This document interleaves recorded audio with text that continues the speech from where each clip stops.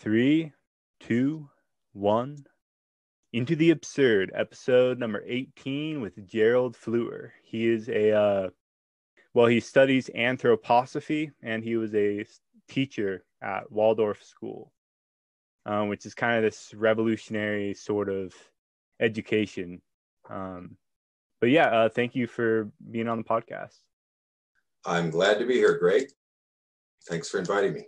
Yeah. So what's a Waldorf school all about? It's a very holistic type of education. It's rigorous, so reading, writing, arithmetic are certainly well presented, but it's also very artistic. So there's a lot of painting and drawing, lots of performing arts kind of activities, speech exercises, singing, music, physical activities that are less like gym and more like organized games and different activities, but could include juggling and things like that. And I know I'm leaving a bunch out. Foreign languages are presented. And I'm sure there's more that I'm leaving out, but perhaps we can get back to that in time. Yes. The basis of Waldorf education is that it's an anthroposophically based education. It was founded by Rudolf Steiner, who's the one who really coined the term anthroposophy and made that presentation. He was born in 1861, February. I guess they don't know the exact date. It looks like they've got down the 27th or the 25th of February, 1861. And then he passed away the end of March, 1925. I suppose I should give you a little bit of background about myself. Yes, I would appreciate that. Sure. I got my BA in social science at the Chico State in California, and I was thinking I'd become a teacher. I was primarily thinking I'd become a high school teacher.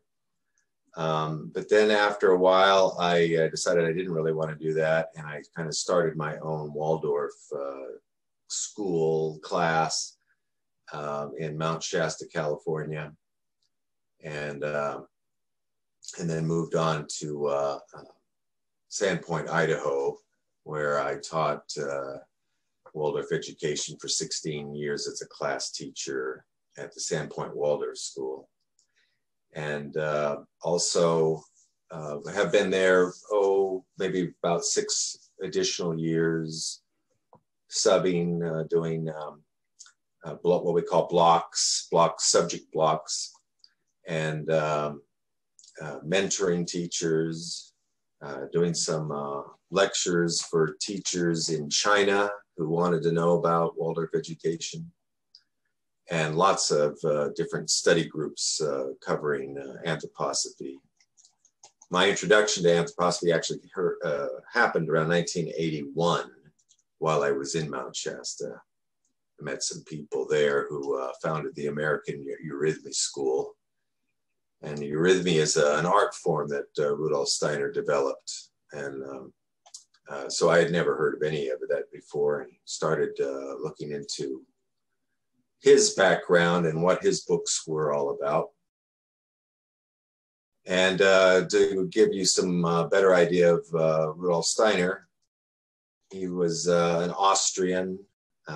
He got his PhD in philosophy, primarily on a presentation on philosophy of freedom, the idea that it is possible for us to know, and even though knowing is an unusual state, as he describes it, it nevertheless is possible, and therefore it brings about the possibility of free action based upon knowing. So that was his philosophy, and his dissertation basically was on that topic, and he wrote then a separate book that he called The Philosophy of Freedom afterwards. But what is additionally profound about Steiner is that he is a clairvoyant and a clairaudient. I say was. And he was aware of this ability since he was quite young, but kept it quiet after several experiences that are quite common for people who have this ability, that they realize it's an unusual ability and people tend to frown upon it. And also academics frown upon it, which he was aware of that too. And somewhere around,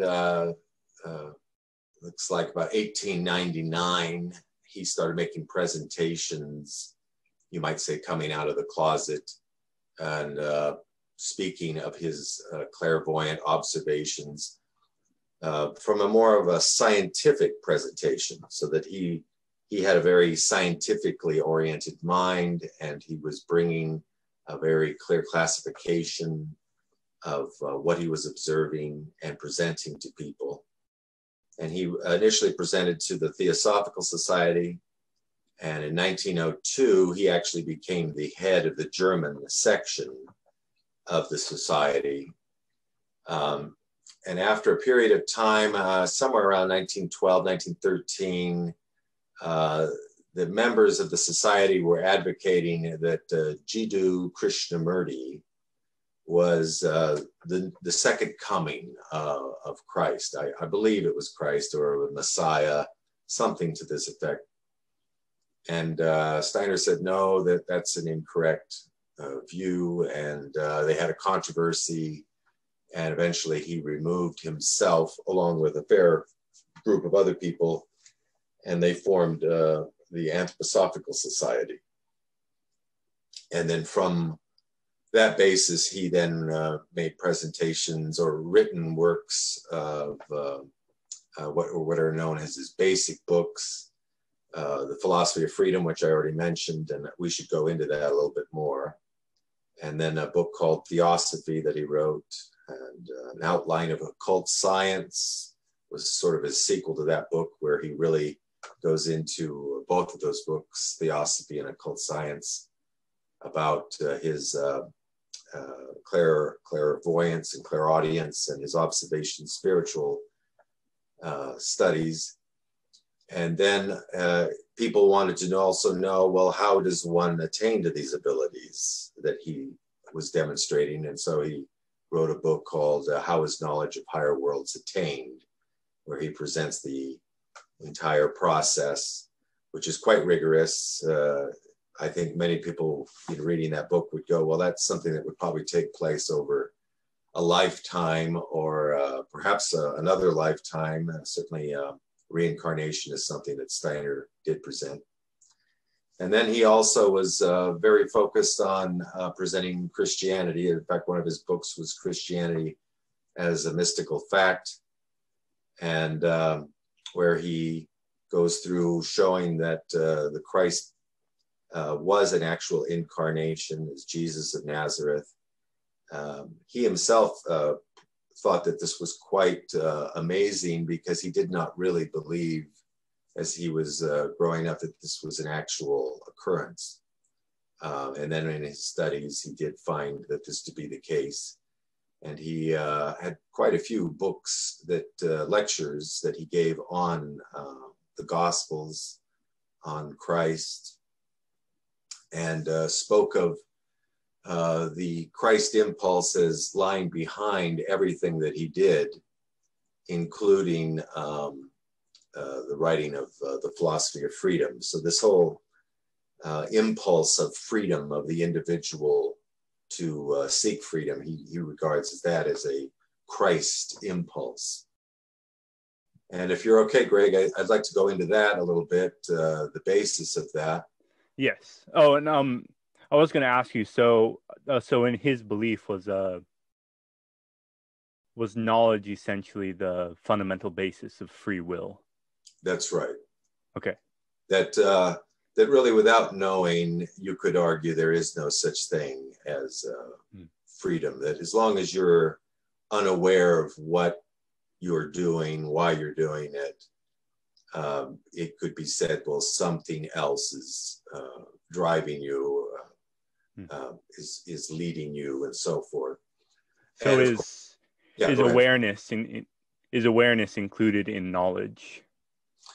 I would have to say yes. I don't really see a distinction because, well, for example, he focused upon that in thinking, our present understanding of thinking, and he had quite an expansive view of thinking.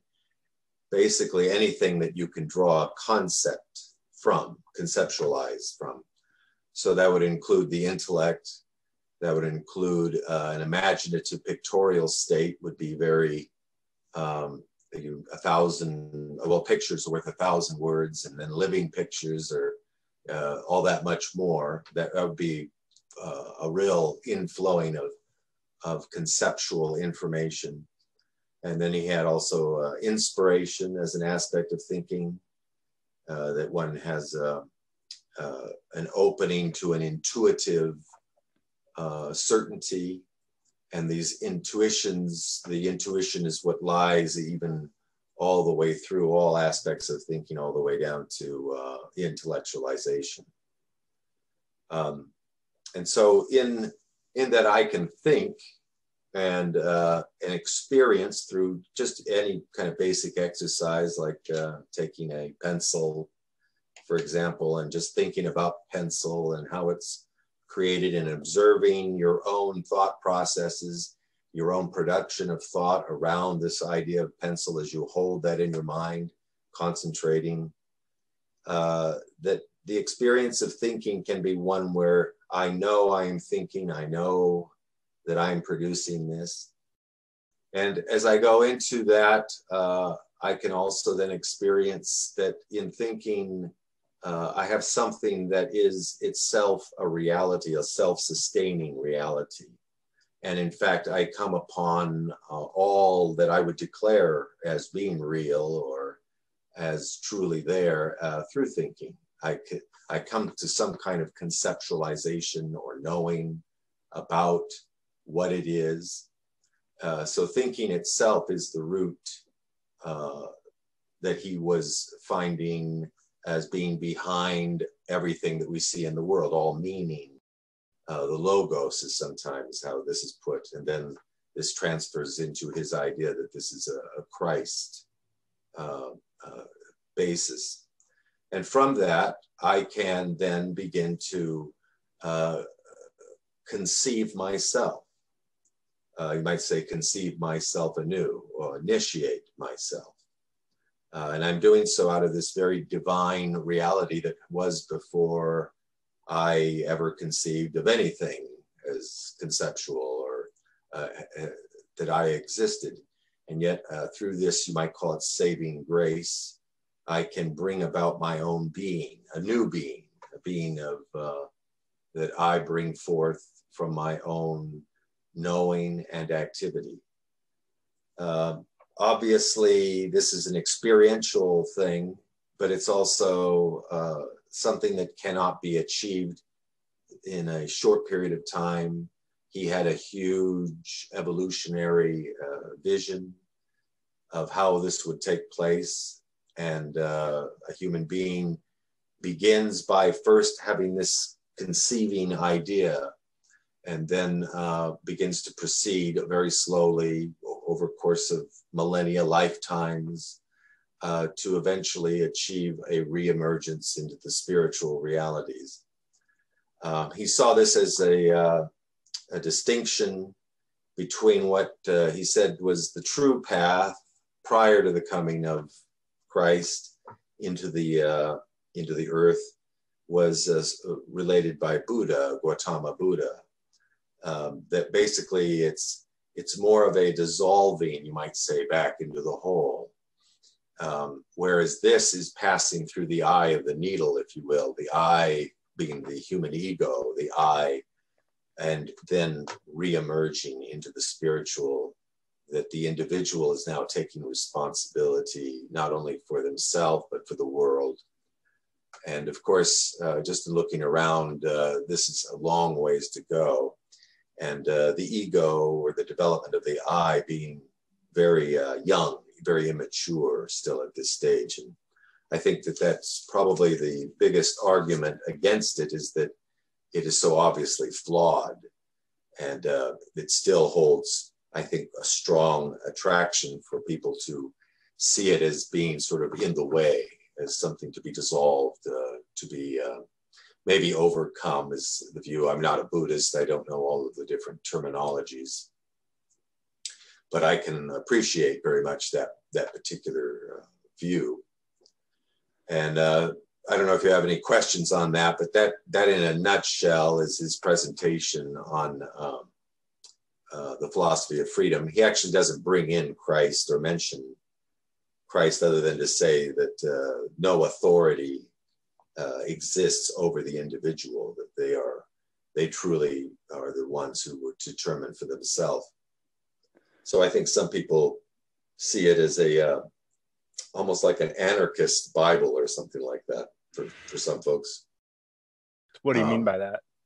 Well, anarchy is sort of no government, no one over the individual.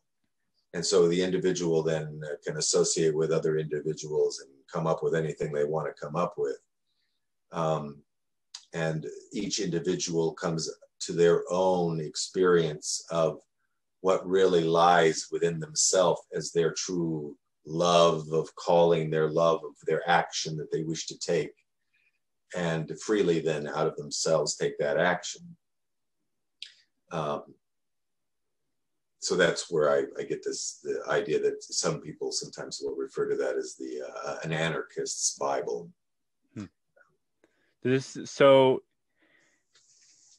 So Buddhism, you kind of dissolve your ego, and it sounds like with Anthroposophy, you'd kind of dissolve it into the whole universe in a sense. Is that kind of? Well, your path, with your I and your development of knowing that I am, mm-hmm. Then you begin to work upon yourself. You were working mm-hmm. on your emotional state, your thinking. What are the ideas that are passing through my mind? What are my emotions? What are my feelings? What am I become my own gatekeeper. I become my own author of my life. And then in doing so, I'm slowly raising myself into a spiritual awareness. My organs of perception begin to awaken. But I don't lose my I. I'm enhancing it in this sense. So in that distinction, it's quite a flip, in terms of, that's how he presents it, is that when Christ actually comes, then it becomes an inversion or a flip of what was before. And that what was before was proper and right in that time frame. But you might say that human evolution had come to a point where now the I needed to become developed and become the means by which an individual then returns to the spiritual. And for me, for my Christian upbringing, that was appealing, because most of the Christian faiths were not appealing to me. And to this day, I really don't have a particular Christian faith. But I did find this as fulfilling several experiences that I had had in growing up that allowed me to say that I can start to get behind this as in terms of my own personal development. And that this view of Christ is one that I can see is justified. And I could embrace working this through for, it's enough material to justify a lifetime's work. So that's my particular path. Others will have different paths. Steiner was never, insisting that this was the only way for anybody to gain access into the spiritual realities. It's just that he found it to be suitable for people in a modern society and modern life, in our current situations, that people arising and questioning and seeking freedom would find this an appealing route. And he based all of his other research and all of his anthroposophical findings upon this philosophy of freedom foundation. So it was very important to him. And I'd say a lot of people who become involved in anthroposophy aren't necessarily that involved in the philosophy of freedom. I think they find it kind of challenging to work through. And so he had lots of different presentations that he gave on different perspectives and different ways of looking at things in order to find some access to different individuals. Someone might be more artistically oriented, find the rigor of the philosophy too challenging. That's fine. Everybody's who they are. I suppose I should get into a little bit of some of the basics of his presentation of anthroposophy. And the most simple one is body, soul, and spirit. And in the Waldorf school, I'm trying to remember the phrase that we would use. Hands and, oh yeah, head, heart, and hands. Yeah, that was it. So that you're developing every aspect of your being. So the body, I think, can be something that we take for granted. We think, oh yes, well, we all know what the physical body is. And to a certain extent, it is very obvious, but it's also very ephemeral. It's here today, gone tomorrow. So what does that mean? So what is the physical body? What is forming the physical body becomes a question. And so he came up with actually different aspects of body, and I can go into that in a little bit, but I wanted to go also into this term soul. And I think that it's good to have a very clear idea of what we mean. A lot of these terms generally kind of, they have vague notions of what we mean by soul. What do we mean by spirit? Maybe that's the same thing. And so he used one example was, let's imagine a field of flowers that we're familiar with, maybe like daisies or something. And so the daisies are there and I can run my hand through them. And I can see that I have a personal relationship to daisies. I like them. I like how they look. I feel a certain joy about them. Or I find that I really don't like daisies that much. Maybe they stink to me or something. And so it's my soul becomes this personal realm that is related to the world. And within my soul, I have my thinking and I have all my feelings and emotions. And I also have all my impulses of will that I carry forth. And so because I have this capacity to think, I have a bridge between my soul and the spirit. And the spirit becomes really what daisy is. Because the daisy, as it's physically before me, is not the same as in, say, 2 weeks after. I'll look at the daisy again. Well, it's no longer the same. It's changed. It's a taller plant now. Or maybe when it was first coming up from the seed.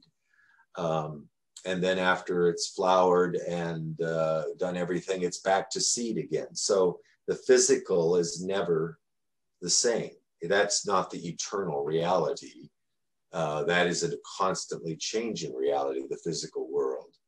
But the spirit holds it intact, as you might say, as an eternal reality, as an actual thing. And so the idea of daisy becomes its spiritual archetypal reality. But we have to get beyond just simply what we generally think of as idea. This has to become a living reality, a living idea. and also that our thinking is just a bridge, just you might say the ground level of entering into the spiritual reality of things. And so it comes back again to, well, then the spirit lies behind what is physically present. And the idea of daisy is present no matter how it is that I see the daisy today, tomorrow, a month from now.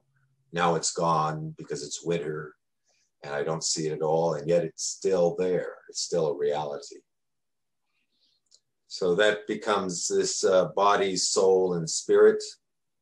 And in looking at the body, the physical body, we again go back to, well, it comes and it goes. It's ephemeral. So there must be some formative aspect to the body. And one way of establishing that is I go before a corpse and I see the physical corpse. And I know that the physical corpse will eventually decay and return back to the elements of the earth. And so what was it? It immediately becomes something that I know must have been present in order for that body to have grown, to have lived, to have formed, to have become the body that I'm familiar with. And this we could speak of as the formative body or etheric body. And we would share this with the plants, the plant kingdoms, as compared to, say, the mineral kingdoms. We would see as something comparable to what the corpse will return to. It'll decompose back into those mineral components. So as I'm going on with this, he's really trying in a very scientific way to create very clear classifications by which we could have a discussion about these realities that he was perceiving. And to go further, then he said, well, then there needs to be a housing or a housing for the soul. All of our feelings and emotions and impulses. And he called this the astral body because of the relationship to the stars, that we awaken with the animal kingdom every morning, and we see the stars at night. We go back to sleep, we awaken again. And so we have an inner life that we share also with the entire animal kingdom. So did he ever go into lucid dreaming? He does in the knowledge of the higher worlds. He discusses how eventually a person can achieve a state where they're entirely awake in their dream state all the way through. You're awake through your entire sleeping state. I have never personally achieved such a thing, but that sort of transcends lucid dreaming. But lucidity is certainly part of that. Your dreams begin to become more coherent. You begin to become more aware in them. And of course, that makes it lucid at that point. So it's astral projection to be fully awake in the dream the whole time, right? Perhaps, but you're transcending into, what is astral projection? That can be one aspect of the spiritual life or one aspect of the soul life, but then you can go beyond that. And so you could speak of these different realms that one can penetrate into. And he goes into quite a bit of detail around that. So to continue a little bit, then we've got sort of the soul housing, and then we have our own spiritual aspect of our being that, in terms of what we think of as the four kingdoms, the mineral, the plant, the animal, the human being then is in a somewhat of an isolated position where it is an I being, and it is able to become self-conscious, self-aware. And in that self-awareness, I could begin to come to some of the things that I was talking about with the philosophy of freedom. And I begin to enter into an awareness of a spiritual state of my being, that it's more than I'm just aware that I am. I become aware of what that actually means, that I give meaning to myself. And so I begin to create my own spirit self, not not you might say solely from my own forces, but from these forces that have been instilled into me through the Christ impulse. And so I become able to look at my astral life or my soul life, and I can begin to develop that. Again, my thinking thoughts in a certain way. Maybe I begin to do meditative practices, concentration. I develop myself.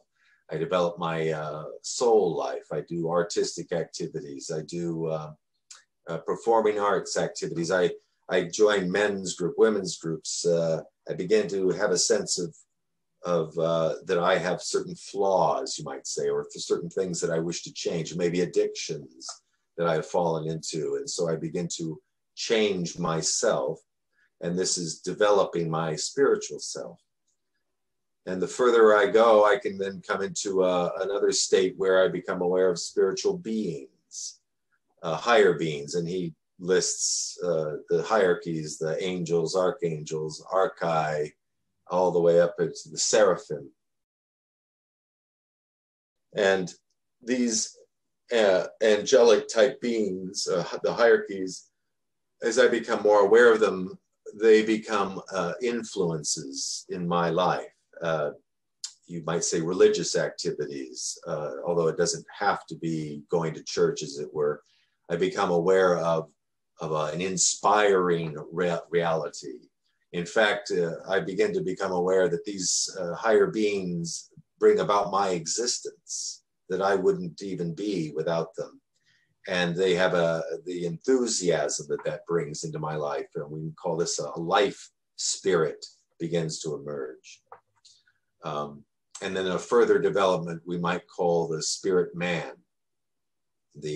where I've actually penetrated into my physical body. The life spirit is addressing the etheric body, and I'm overcoming my, you might say, my bad habits. Say just a simple way of overcoming an addiction. I used to be addicted to coffee, and took many decades to finally get free of coffee. But that was one achievement, you might say, for me in addressing my habit life. I'm currently addicted.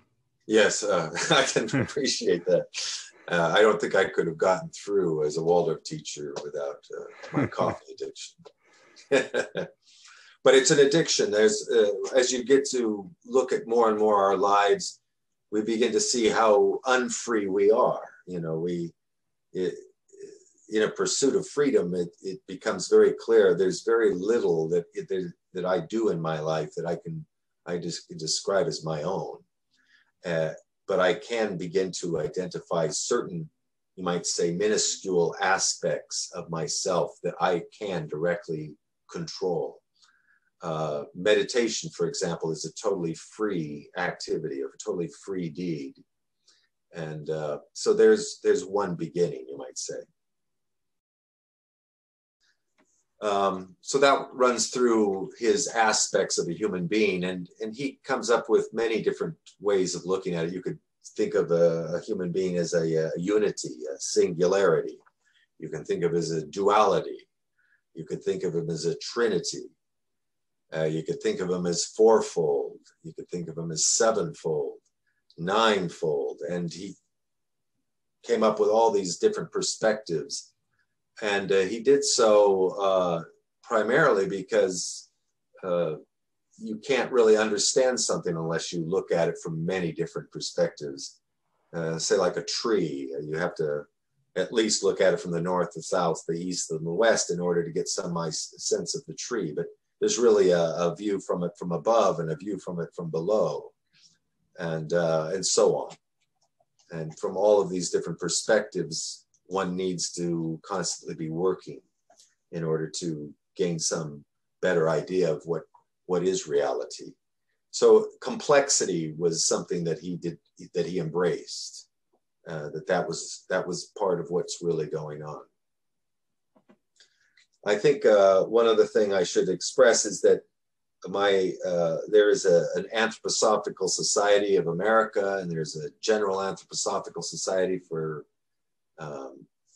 it's based in Dornach, Switzerland, for the whole society, for all of the world, whoever wants to be part of the anthroposophical world. And I don't particularly have any particular station within that society, that everything that I'm presenting is simply out of my own personal experience, and I'm not representing the society in any way. I guess that's a legal disclaimer of some kind, I'm not sure. Yeah. So he presents this material initially in his book, Theosophy. He goes through the experience of what happens to someone after they die, the different realms that one passes through, the soul world, the spiritual world. And he ends both books, Theosophy and Occult Science, with quite a lengthy presentation on how one attains this ability to enter into these spiritual realms. And that involves concentration, meditation, various exercises. He definitely suggested that people work through something similar to the eightfold path exercises,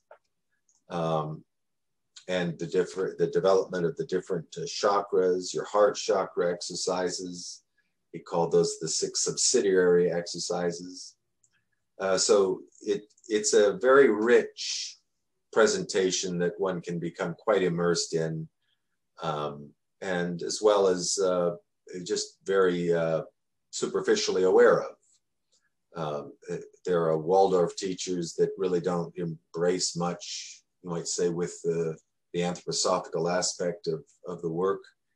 And there are others that are completely dedicated to it and immersed in it. So it's a kind of a free association of individuals. It's not like something that like you have to be an anthro. Yeah. I suppose that there might be a certain ideal. Certainly the first Waldorf school that was in Stuttgart, Germany, I think everybody there was an anthroposophist.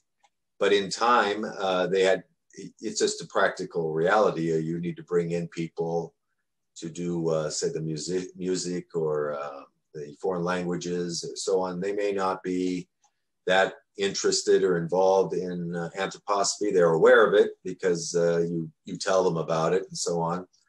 But it's not really their life. It's not their calling. And so they need to be free to pursue it or not pursue it. Otherwise, there's no freedom, right? So, and that's, I mean, perhaps one of the most important aspects of it. That is the foundation of it, yes. And, you know, within the society, the different anthroposophists, there's going to be very different views. There's going to be agreement about this, disagreement about that. That's just very normal. The society itself is an institutional structure. Waldorf schools are institutional structures. So there's going to be disagreements that people have. I myself have, you know, after being a Waldorf teacher for quite a long time, have views about what would be a more ideal presentation for Waldorf education. And like there'll be those, more emphasis on the doing than, you know, the activities. Actually, for example, in first grade, the students make their first readers, and that becomes their first reading book. And so that idea, I would like to see furthered more in all aspects of the curriculum. But it's, you know, it's challenging. It's challenging work. I remember being more burned out as a Waldorf teacher in the sense of having a long work day than anything I've ever done. And I think that that's one of the big challenges that Waldorf has, is that the teachers feel just so overwhelmed with what they're looking at to do. They're the ones creating the curriculum. It's constantly being developed and furthered. So there's a tendency to try to fix things. Well, this is how we will always do this, and this is how we will always do that. And we'll just keep doing it that way because it's easy. We can set up a tradition that way. but actually you can also become trapped, you know, that you can start to lose the life that you had in developing those curriculum, those particular pedagogies. Because that gives you freedom to developing the curriculum. And if you can't change the curriculum, if you can't develop it, then you don't have freedom anymore. Right. And also it becomes stultifying for the kids, the students. They sense that. A big part of Waldorf education is this idea that the teacher is an authority, and that the authority is a key pedagogical need for children of this age. And that is, an authority is someone who is the author of their own life in an ideal sense. It's the philosophy of freedom, basically. And so from that person then bringing to the students what they have learned and what they've achieved. Ideally, they are actually capable in these areas. They actually do know the mathematics. They do know the English. And of course, no one's perfect in this regard. But the student, as they start to come of age, can then become themselves their own authority, their own author.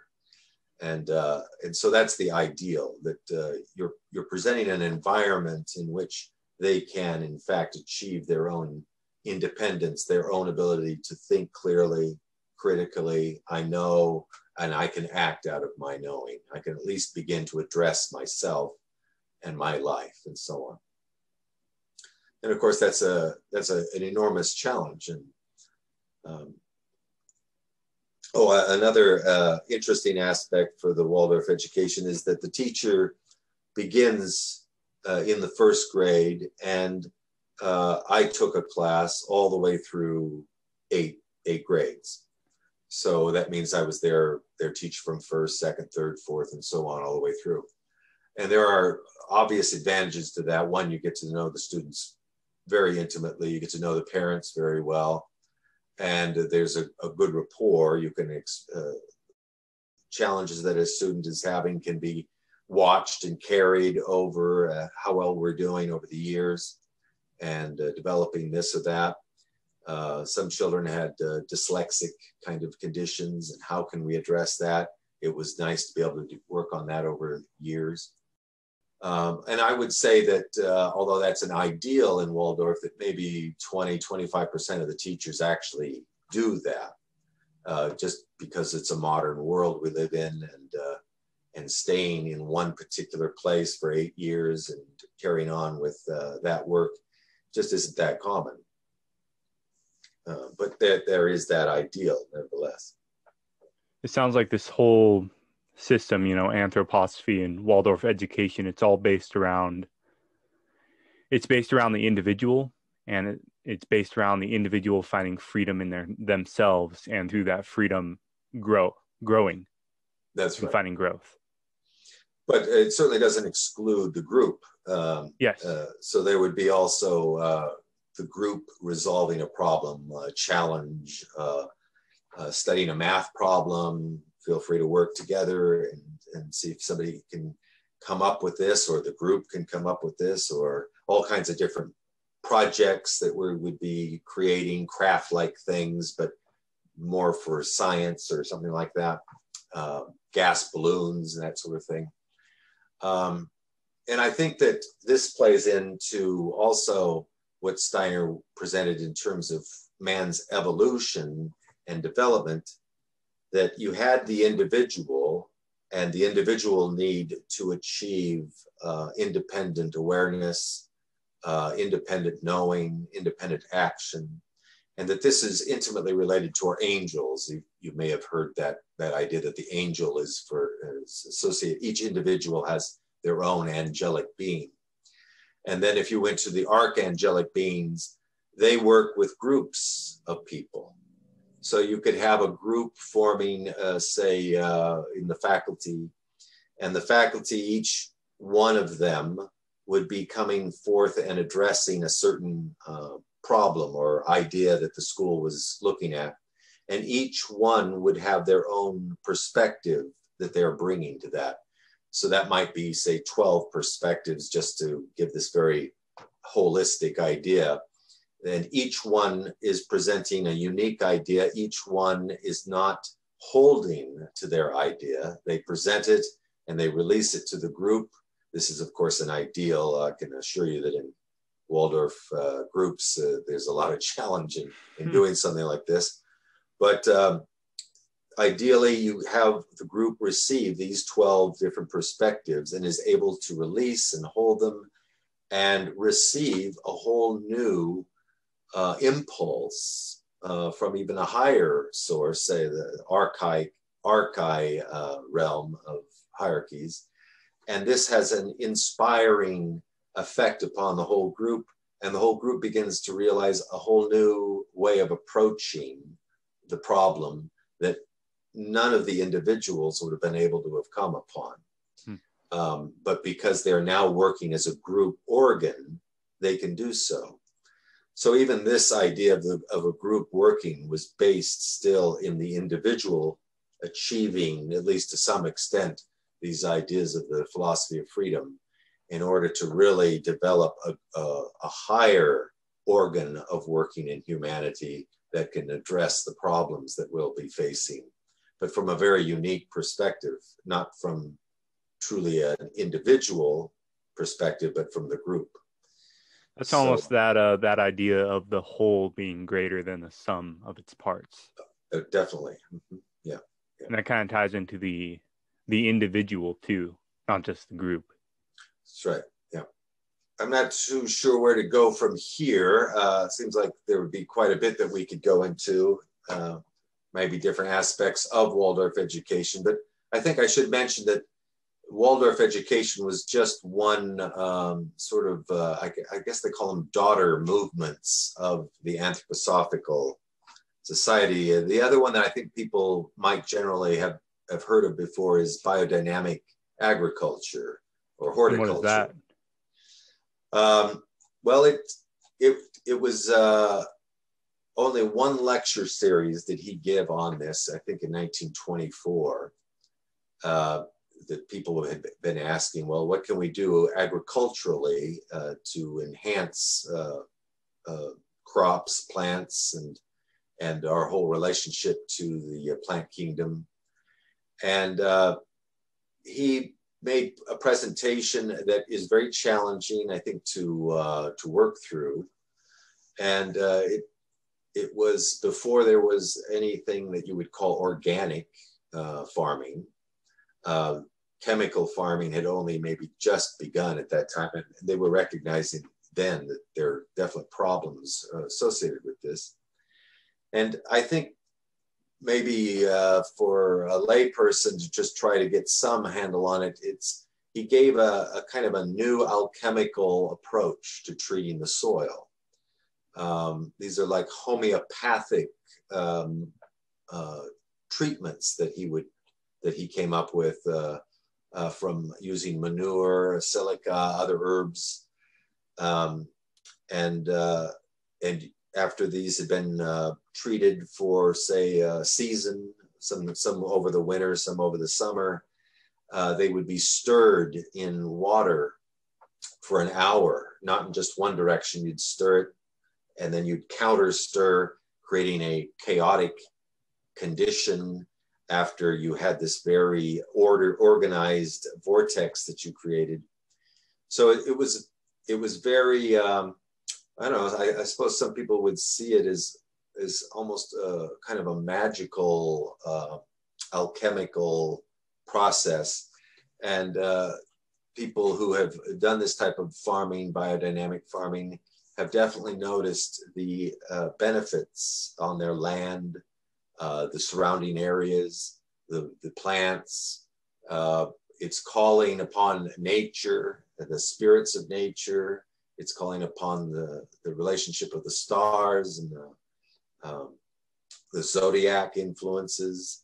When do you plant a seed? Do you plant it during a full moon or not? Do you work in the garden in the middle of the day, or do you prefer morning and evening? All these ideas. And there's, I think, also a strong relationship with the biodynamic farming people and, now I can't think of the name. It's a very current holistic kind of farming idea of creating forest, food forests, and this sort of thing. Maybe you've heard of that. Yeah, they did things like that in the Amazon. I think they found a bunch of they found evidence of farming in the Amazon. And that soil that they created,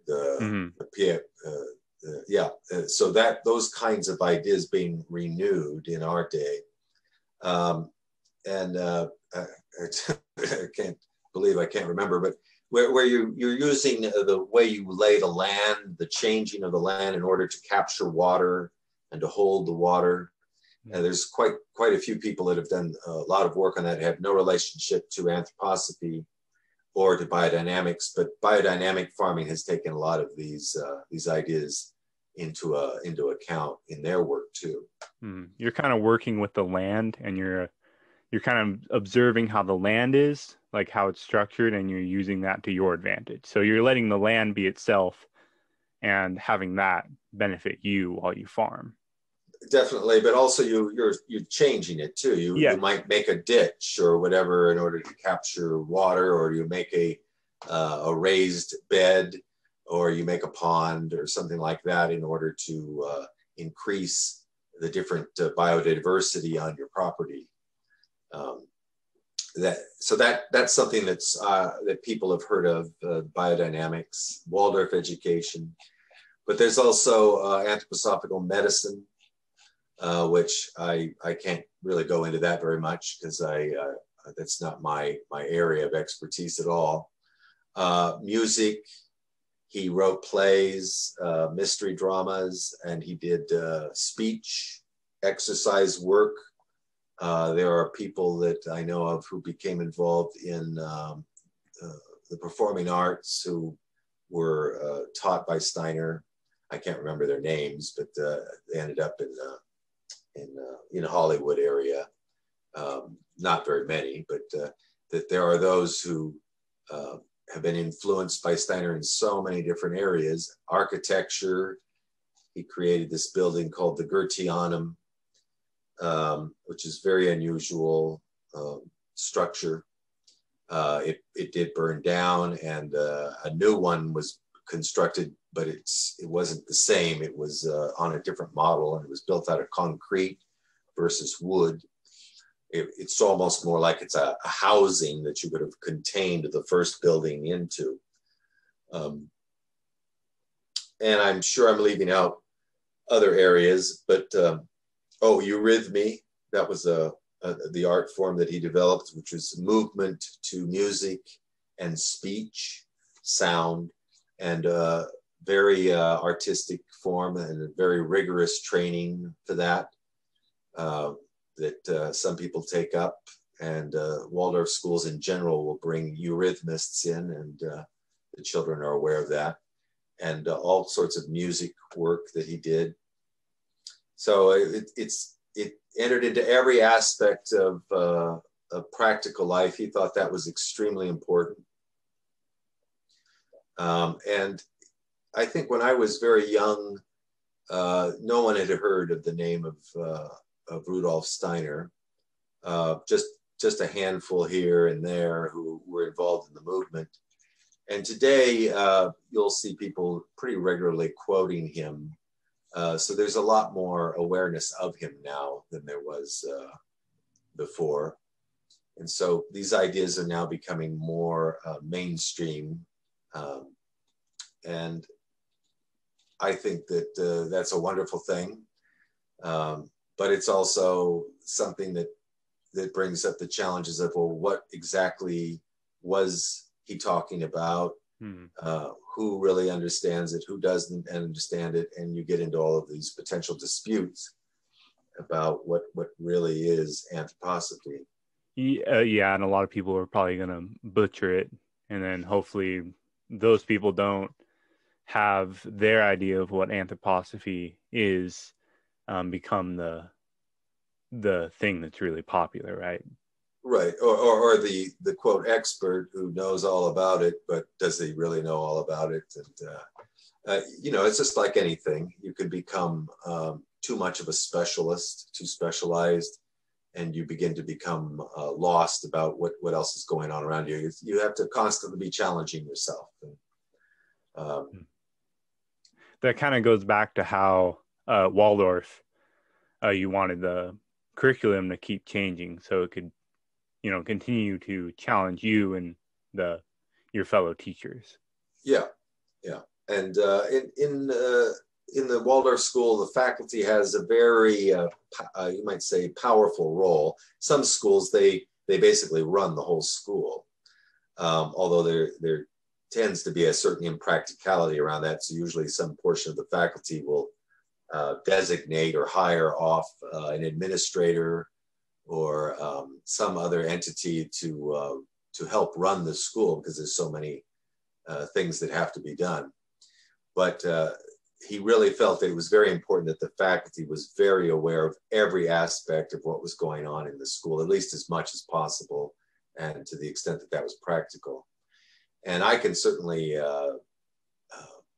vouch for how valuable that is and how enlivening that can be, but also how stressful and hard work that brings on to all of the faculty, and all of the challenges, and how in the modern world you actually make that work and the school function and run, especially in today's world where we've got the whole COVID thing going on.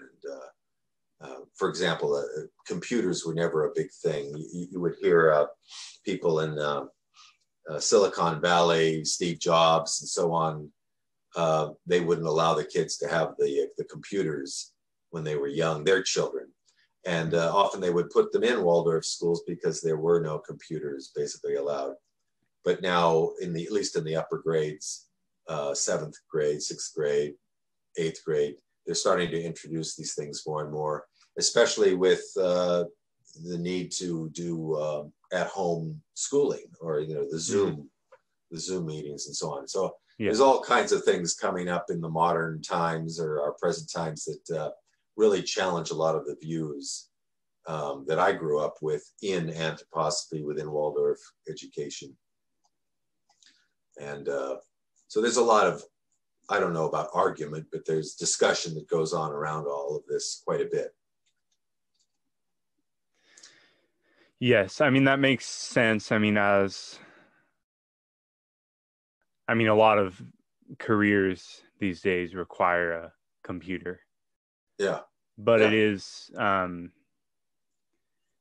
it's hard to have to adapt the way that they teach for the modern world. Because, the modern world is much not kind of in the way of anthroposophy, just because it's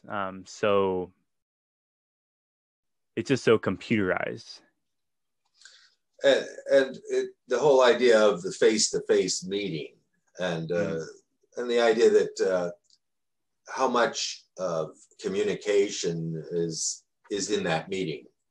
How much do we convey to one another that we are, you might say, normally subconsciously unaware of? And yet when we're face-to-face, we do become aware of it. It's more than just I see your face or I see you speaking. It's I experience you, and certainly for a teacher, from my background anyway, it's very hard to read a class if you're not actually before them, to gain a sense of, are they understanding what I'm saying? Is there a whole nother direction I should be going in terms of my presentation right now, based upon what I'm sensing and experiencing with the class? So I think that those ideas need to somehow get back. It's very hard to do that over a computer screen, and just to have a flickering image on the other end and make a real contact with another individual. Mm-hmm. And it seems like intimacy is a really important part of anthroposophy, at least being fully there, being fully in where you're at, being fully aware of what's going on paying attention, being focused, and really living in the moment of the experience. Definitely. And that gets back to the idea of being, thinking your own thoughts, being aware of your own feelings, and where are my impulses of action coming from? For example, are they coming from an addictive kind of place? And then, of course, you have to go through that whole process of waking up. Oh, yes, I am addicted. And then is there something I want to do about that addiction? And then the whole struggle of actually freeing yourself from that addiction and how challenging that can be. So all of those things play into it. And certainly anthroposophy is not the only philosophy or religious perspective that takes this into account, but that's certainly a big part of what anthroposophy is all about. So how did you manage to give up caffeine? Well, just a very long struggle. First, I love drinking coffee. I would start noticing at a certain point that I would have my cup of coffee and I'd start getting really tired. And it was like, well, the coffee's really not doing kind of what we think of as coffee doing. In fact, I can feel it working against me. And then I would try to get off coffee. I'll take a couple weeks off coffee. Well, as it turns out, it's not always that easy. Some people, not everybody, gets some really intense headaches. As I would get older, these headaches would become even more severe. And just basically pounding my head against the wall, you might say, and having the challenge of this isn't really that good for me. It's hard, very slowly getting longer and longer breaks from when I would do coffee. I play games like, I've been off coffee for a couple months. I'll have a cup of coffee once a week. And then after a while, I'd find myself at a family gathering for Christmas or something. And now I'm back on coffee every day now. And then at some point, I finally was able to get it to where I got a year under my belt, 2 years, and so on. And now I can actually say that I'm basically free of it. Although I do hold to that same idea, I suppose, like the Alcoholics Anonymous thing, whereas I don't think that it would be a good idea for me to go back to having coffee or having a cup of coffee, that I can't occasionally have a cup of coffee. It's just not part of my background. And I've kind of proven that didn't work for me. And I think people have that experience. And I mean, there's so many things we could describe as addictions today, such as screen time, for example. I think some studies recently, or fairly recently, came out that showed that for some people anyway, getting off of their screen by isolating them or removing them, they go through withdrawal symptoms similar to going off of heroin or something like that, literally vomiting and all kinds of really hard withdrawal type symptoms. So we've got a lot in our modern life that we need to be looking at that's very challenging on all of us, and the pollutants that are being brought in. And I think one thing that I'm strongly involved with now is the involvement of the electromagnetic influences on everybody, Wi-Fi frequencies, and now they're going to go into these nanometer or millimeter frequencies with the 5G, and the dangers that are involved in that, or at least the potential dangers. How well have we really studied this? I think we're kind of barreling along and not really looking at how to do this safely, but that there's so many things in life like that right now.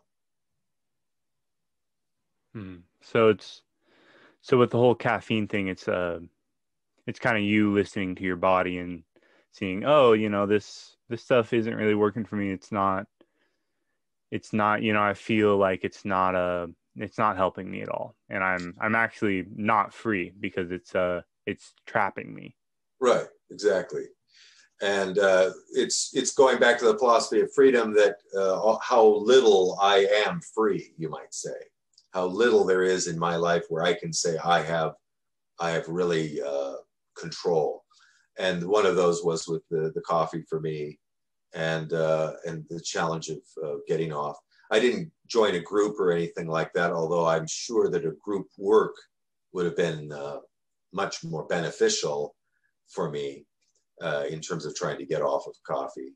And if I had something that I think society generally regarded as a more serious addiction, say like alcohol, then I would have definitely been seeking out a group, because it's very challenging to try to free yourself from addictions just on your own. So is there anything that you would like to leave us off with?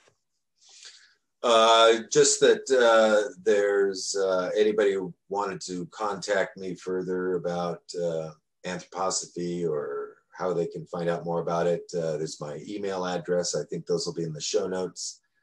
There's a site that they can look at some of books that I've written. They can just access them right there on site and print them up if they want to. Sell them if they want to. It's one of those open-ended copyrights. And then also Rudolf Steiner Archive that's online, where they can get an English translation of pretty much everything that he has written, lectures that he's given, and they can spend the rest of their life on that website if they want to. Yeah, some of his lectures are actually on YouTube, like a voice recordings of him. Yeah. Cool. Well, thanks for coming on the podcast. I appreciate it. Well, thanks, Greg. Thanks for having me. And I wish the best to you and your podcast. Thank you. And these interviews. And if anyone has any questions, just email into.the.absurd.podcast@gmail.com. Thank you for listening.